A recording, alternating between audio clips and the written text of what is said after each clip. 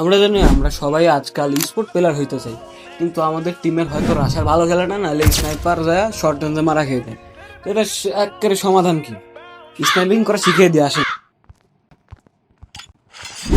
আজকে আমরা শিখবো কি করে স্নাইপার চালানো হয় both long range, mid range আর শর্ট রেঞ্জের জন্য। প্রথমে ট্রেনিং গ্রাউন্ডে চলে আসবেন, আইসে মানে ডবল এডব্লিউএম কিনে নেবেন। এখন এডব্লিউএম চালানোর প্রক্রিয়া 3 ধরনের হয়: লং রেঞ্জের প্রক্রিয়া, মিড রেঞ্জের প্রক্রিয়া এবং শর্ট রেঞ্জের প্রক্রিয়া। প্রথমে লং রেঞ্জেরটা শিখে নিই।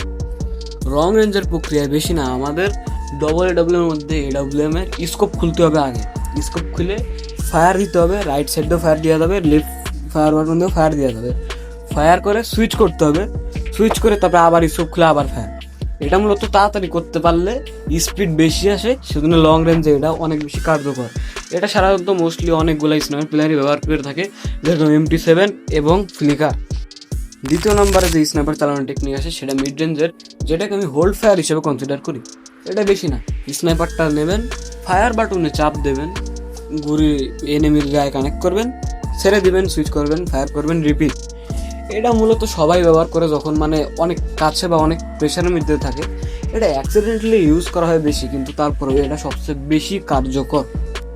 এরপরে আমাদের 3 ফিঙ্গার স্নাইপার বা শর্ট রেঞ্জের জন্য যেটা ব্যবহার করা হয়, এটা আমাদের সেটিংয়ে যে লেফট ফায়ার বাটনটি অলওয়েজ অন করে নিয়ে এমন জায়গায় রাখতে হয় যেটাতে আপনি আপনার বাম হাতের লম্বা আঙ্গুলটি দিয়ে চাপ দিতে পারেন, যেন শর্ট রেঞ্জ এসে আপনি আপনার ডান হাতের বুড়ো আঙ্গুল দিয়ে এনিমির দিকে এম করবেন এবং ওটা দিয়ে ফায়ার করবেন লেফট ফায়ার বাটন দিয়ে। এটা মূলত ব্যবহার করা হয় শর্ট রেঞ্জে, কেননা অবশ্যই স্কোপ অন করলে আপনি মারা খেয়ে যাবেন, যেমন কিনা আপনার স্নাইপার প্লেয়ার। তো এই অবস্থায় মূলত এই লেফট ফায়ার বাটনের ট্রিকটা ব্যবহার করা হয়। এটা অনেক বছর ধরে গেমে আছে, আর এটা একটা গ্লিচ হিসেবে কনসিডার করি আমি, কিন্তু তারপরে এটা গ্লিচ নয়, এটা একটা অ্যাকচুয়াল ট্রিক। এটা সবাই ব্যবহার করে, পার্সোনালি সব ধরনেরই স্নাইপাররা যারা শর্ট রেঞ্জে খেলতে যায় তারা ব্যবহার করে, যেরকম আমি।